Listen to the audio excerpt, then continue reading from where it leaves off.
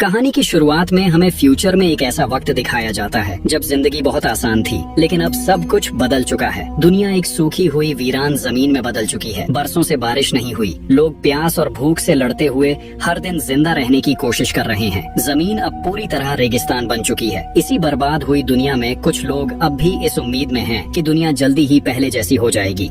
इसके बाद हमें होम टाउन में रहती हुई एक फैमिली दिखाई जाती है जिसमें अर्नेस्ट नाम का आदमी है, जिसके पास गांव में बहुत ज्यादा जमीन है। लेकिन अर्नेस्ट की जमीन पिछले कई सालों से पानी न होने की वजह से बंजर हो चुकी है। अर्नेस्ट के पास इतने पैसे भी नहीं कि वो महंगे दामों पर पानी खरीद कर अपनी जमीन उगा सके। इसीलिए अर्नेस्ट ने सरकार से भी कई बार रिक्वेस्ट की कि मेरी जमीन अभी इस काबिल है कि अगर उसे पानी मिले तो वो दोबारा से हरी भरी हो जाए। लेकिन कोई भी अर्नेस्ट की बात पर यकीन करने को राजी नहीं होता। इसीलिए अर्नेस्ट खुद ही अपनी जमीन खोदकर पानी तलाश करने की कोशिश करता है। लेकिन कई दिनों की मेहनत के बाद भी अर्नेस्ट को वहाँ से पानी नहीं मिलता। अब तक तो अर्नेस्ट की पानी निकालने वाली मशीन भी खराब होने लग चुकी थी। एक दिन अर्नेस्ट की जमीन में पानी की मशीन चोरी करने के लिए दो चोर आते हैं। लेकिन अच्छी बात ये थी कि अर्नेस्ट को उन दोनों के बारे में पता चल चुका था। अर्नेस्ट भागता हुआ अपनी गन लाता है और उन दोनों पर तान देता है। चोरों को अपनी मौत सामने नजर आ रही थी, इसीलिए वो बहाना करने लगते हैं कि हम काफी दूर से आए हैं, इसीलिए हमें कुछ पानी की जरूरत है।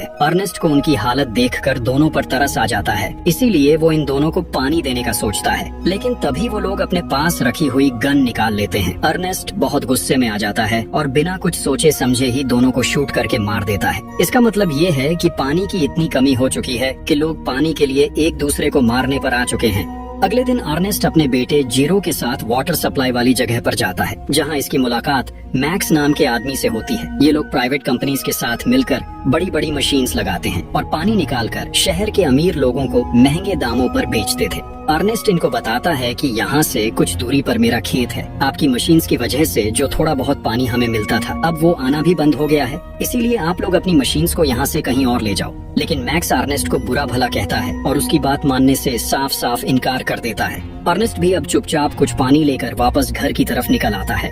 अर्नेस्ट के पास इतना खाना पानी नहीं था कि वो अपने गधे को भी पेट भरकर खाना दे सके, इसीलिए अर्नेस्ट के गधे की हालत भी खराब हो चुकी थी। वो बहुत ज्यादा कमजोर हो चुका था। रास्ते में आते हुए गधे का पांव एक पत्थर से स्लिप होता है और वो नीचे जा गिरता है, इसीलिए उसके अगले दोनों पांव टूट जाते हैं। बेचारा गधा पहले भूखा प्यासा परेशान था, लेकिन अब वो चलने के काबिल भी नहीं रहा। वो बहुत ज्यादा दर्द में था। अब अर्नेस्ट अपने गधे को दर्द से आजाद करने के लिए ना चाहते हुए भी उसे मार देता है।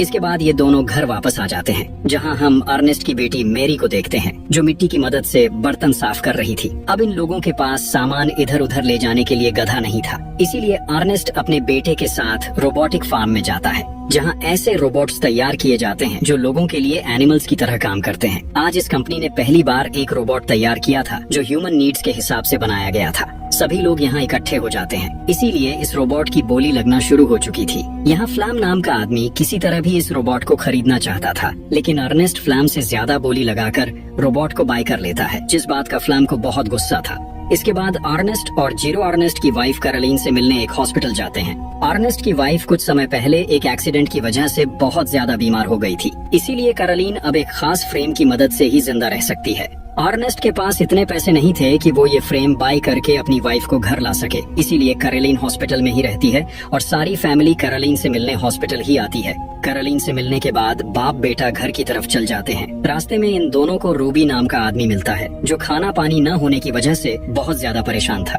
उसके पास इतने पैसे नहीं थे कि वो अपने बच्चे को पाल सके, इसीलिए रूबी रोड पर अपने बेटे को सेल करने के लिए खड़ा था।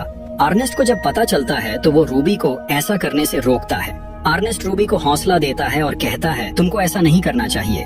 रूबी अर्नेस्ट को पहले से जानता है, इसीलिए वो अर्नेस्ट को बताता है कि तुम्हारी बेटी मेरी का किसी लड़के के साथ चक्कर चल रहा है, इसीलिए तुम्हें उसे कंट्रोल में रखना चाहिए। ये बात सुनकर अर्नेस्ट को रूबी पर बहुत गुस्सा आता है, इसीलिए वो चुपचाप घर चला आता है। अर्नेस्ट मेरी के पास जाकर उससे पूछता है और कहता है तुम्हें मुझे बताना चाहिए था, लेकिन मेरी अर्नेस्ट से कहती है मैं अपनी जिंदगी के फैसले खुद कर सकती हूँ, आपको मेरी जिंदगी में इंटरफियर करने की कोई जरूरत नहीं। अर्नेस्ट अपनी बेटी का ऐसा बिहेवियर देखकर अंदर से टूट जाता है और गुस्से में आकर मेरी को रूम में लॉक कर देता है। अगले दिन अर्नेस्ट को पता चलता है कि उसका रोबोटिक गधा चोरी हो चुका है। अर्नेस्ट का पूरा शक फ्लैम पर ही जाता है, क्योंकि फ्लैम ही रोबोटिक गधा खरीदना चाहता था। अर्नेस्ट अब फ्लैम के पास जाने वाला था, तभी वहाँ वाटर सप्लाई वाले लोग आ जाते हैं, जो आते ही अर्नेस्ट को इतना मारते हैं कि वो बेहोश हो जाता है। थोड़ी देर बाद जब अर्नेस्ट की आंख खुली तब वो लोग अर्नेस्ट को बताते हैं कि हमने खुद तुम्हें तुम्हारे रोबोटिक गधे के साथ यहाँ से पानी चुराते हुए देखा है। अर्नेस्ट उनकी समझाने की कोशिश करता है कि उसने कुछ नहीं किया, लेकिन वो लोग अर्नेस्ट की एक नहीं सुन रहे थे। किसी तरह अर्नेस्ट अपनी गन तक पहुँचता है और सबको गन पॉइंट पर ले लेता है। वो लोग गन देखकर पीछे हो जाते हैं, जिससे अर्नेस्ट को यहाँ से भागने का मौका मिल जाता है। अर्नेस्ट किसी भी हाल में फ्लैम को ढूंढना चाहता है, क्योंकि अब उसे यकीन हो चुका है कि ये काम फ्लैम का ही है। थोड़ी देर बाद जब अर्नेस्ट को फ्लैम मिलता है तो अर्नेस्ट उसे गन पॉइंट पर करके वाटर सप्लाई वालों की तरफ जाने के लिए फोर्स करता है, क्योंकि अर्नेस्ट अपने आप को बेगुनाह साबित करना चाहता है। अर्नेस्ट बहुत ज्यादा जख्मी था, उसकी हालत बहुत ज्यादा खराब थी, लेकिन फिर भी वो फ्लैम को उन लोगों के पास ले जाने लगता है। अर्नेस्ट थोड़ा ही चलने पर डिहाइड्रेशन का शिकार हो चुका और फ्लैम को भी इस बात का अंदाजा हो चुका था। फ्लैम अर्नेस्ट से कहता है कि हमारे पास बहुत सारा पानी मौजूद है, तुम इस पानी में से थोड़ा पानी पी सकते हो, बाद में हम इस पानी को बेचकर अच्छे खासे पैसे बटोर लेंगे। अर्नेस्ट की हालत ऐसी नहीं थी कि वो पानी के बिना एक और कदम भी चल पाता, इसीलिए वो थोड़ा सा पानी पी लेता है, लेकिन वो पानी बेचना नहीं चाहता, क्योंकि सप्लायर्स के सामने अर्नेस्ट को अपने आप को बेगुनाह साबित करना है। इसके बाद ये दोनों वहाँ से आगे बढ़ने लगते हैं, लेकिन अर्नेस्ट के कदम लड़खड़ाने लगते हैं। फ्लैम के दिमाग में लालच आता है, इसीलिए वो एक पत्थर उठाकर अर्नेस्ट के सर पर दे मारता है। पत्थर लगते ही अर्नेस्ट नीचे गिरता है और वहीं पर उसकी मौत हो जाती है। फ्लैम वहाँ ऐसा सीन क्रिएट करता है जिससे सबको लगे कि अर्नेस्ट को उसके रोबोटिक गधे ने ही मारा है। इसके बाद फ्लैम अर्नेस्ट के घर जाता है जहाँ वो मैरी से मिलता है। तब हमें पता चलता है कि फ्लैम वही लड़का है जिससे अर्नेस्ट की बेटी का चक्कर चल रहा था। मैरी फ्लैम से मिलकर बहुत खुश होती है। इधर हम जीरो को देखते हैं, जो अपने डैड के काफी देर तक घर न आने पर बहुत ज्यादा परेशान हो चुका था, इसीलिए वो डैड को ढूंढने के लिए चला जाता है। वहाँ उसे रोबोटिक गधा मिलता है, जिसके साथ कुछ वाटर बॉटल्स भी पड़ी हुई थी। ये बॉटल्स उसी वाटर सप्लायर की थीं जिनके पास जीरो और अर्नेस्ट मूवी की शुरुआत में गए थे। जीरो को पता चल चुका था कि उसके डैड अब इस दुनिया में नहीं रहे। इसके बाद जीरो वो बॉटल्स लेकर सप्लायर के पास जाता है, तो उन्हें भी पता चल जाता है कि अर्नेस्ट ने उनकी बॉटल्स नहीं चुराई थी, क्योंकि अगर अर्नेस्ट बॉटल्स भरता तो बाकी की बॉटल्स भी वहीं पर होनी चाहिए थी। जीरो को भी लगता है कि उसके डैड को रोबोटिक गधे ने ही मारा है, इसीलिए उसे रोबोट पर बहुत गुस्सा आ जाता है। घर आकर जीरो उसे तोड़ने की कोशिश कर रहा था, तभी वहाँ फ्लैम भी आ जाता है। फ्लैम जीरो के सामने अच्छा इंसान बनने की कोशिश करता है। वो जीरो को हौसला देता है और उसे झूठी तसल्ली देता है। जीरो भी फ्लैम की बातों में आ चुका था।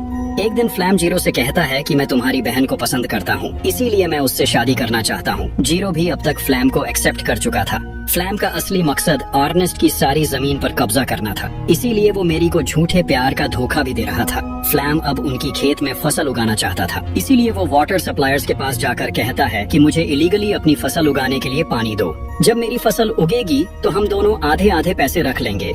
सप्लायर्स को भी कंपनी से ज्यादा कुछ नहीं मिलता था, इसीलिए वो बिना सोचे समझे ही फ्लैम की बात मान जाते हैं। अब फ्लैम को उसकी फसल उगाने के लिए बहुत सारा पानी दे दिया जाता है। फ्लैम फसल पर बहुत ज्यादा मेहनत करता है। जल्द ही उनकी जमीन में फसल उगना शुरू हो जाती है। फ्लैम और जीरो अपनी जमीन में फसल देखकर बहुत ज्यादा खुश थे। अब तो फ्लैम और मेरी शादी भी कर लेते हैं। फ्लैम अब अपनी जिंदगी में बहुत खुश था, उसकी लाइफ बहुत अच्छी चल रही थी। लेकिन एक दिन फ्लैम के पास बैंक से कुछ लोग आते हैं, जो फ्लैम को बताते हैं कि अर्नेस्ट ने अपने खेतों के लिए बैंक से लोन लिया था, लेकिन काफी समय गुजर जाने के बाद भी उसने अपना लोन अदा नहीं किया। अगर कुछ दिन तक लोन वापस न किया गया तो बैंक उसकी सारी जमीन पर कब्जा कर लेगा। फ्लैम को बैंकर्स की ये बात सुनकर बहुत ज्यादा गुस्सा आता है, क्योंकि उसने इन खेतों पर बहुत मेहनत की थी। वो किसी भी हाल में अपने खेत बचाना चाहता था। फ्लैम बहुत चालाक इंसान है, इसलिए वो रूबी के पास जाता है। रूबी बहुत गरीब है और आज से कुछ समय पहले वो गरीबी की वजह से अपना बच्चा बेच रहा था। फ्लैम रूबी के पास जाकर कहता है, मैं तुम्हारी मदद करूंगा, तुम मेरे साथ चलो।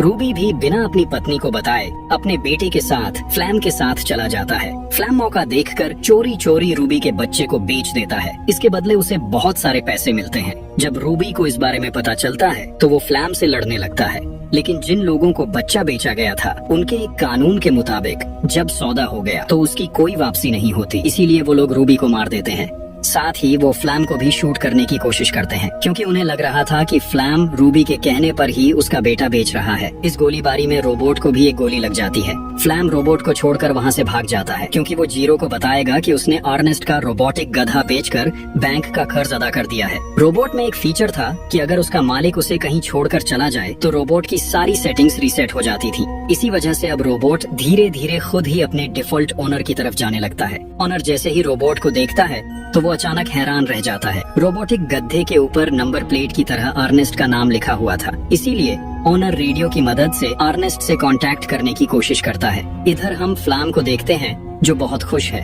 क्योंकि उसने बैंक का लोन अदा कर दिया है। जीरो जब ओनर की ये न्यूज सुनता है तो वो बहुत ज्यादा परेशान हो जाता है। खाना खाते हुए जीरो फ्लैम से पूछता है, क्या तुमने सच में रोबोट को बेच दिया है? ये सुनकर फ्लैम को बहुत गुस्सा आ जाता है। वो जीरो को बहुत बुरा भला कहता है। फ्लैम का ऐसा बर्ताव देखकर जीरो का शक और भी गहरा हो जाता है। अगले दिन जीरो उसी कंपनी में जाता है जहां से वो और उसके डैड ने रोबोटिक गधा खरीदा था। वहां जीरो की मुलाकात ऑनर से होती है। तब तक ऑनर ने रोबोटिक गधे को पूरी तरह ठीक कर दिया था। इसके साथ ही वो जीरो को एक खास बात बताता है। ऑनर कहता है कि रोबोट अपनी मेमोरी में वीडियो रिकॉर्डिंग भी करता है। जीरो जैसे ही वो रिकॉर्डिंग देखता है उसे सच्चाई पता चल जाती है। असल में उसके डैड का कातिल कोई और नहीं बल्कि फ्लैम ही था। जीरो ये जानकर बहुत ज्यादा चौंक जाता है। इसके बाद वो घर आता है और फ्लैम से कहता है, हमारा रोबोट खुद ही घर वापस आ गया है, लेकिन तुमने तो कहा था कि तुमने उसे बेच दिया है। इस पर फ्लैम कोई जवाब नहीं देता। जीरो को फ्लैम पर बहुत गुस्सा था, लेकिन वो फिलहाल किसी अच्छे मौके की तलाश में था। जीरो फ्लैम से कहता है, तुम्हें रूबी अपने पास बुला रहा था। ये सुनकर फ्लैम बहुत ज्यादा घबरा जाता है क्योंकि रूबी तो पहले ही मर चुका था। अगले दिन फ्लैम को रूबी की तरफ से एक चिट्ठी मिलती है। उस चिट्ठी में रूबी लिखता है, मैं बहुत परेशान हूँ, इसीलिए मुझे तुम्हारी बहुत जरूरत है। रूबी ने एक वीरान जगह का पता चिट्ठी में लिखा था।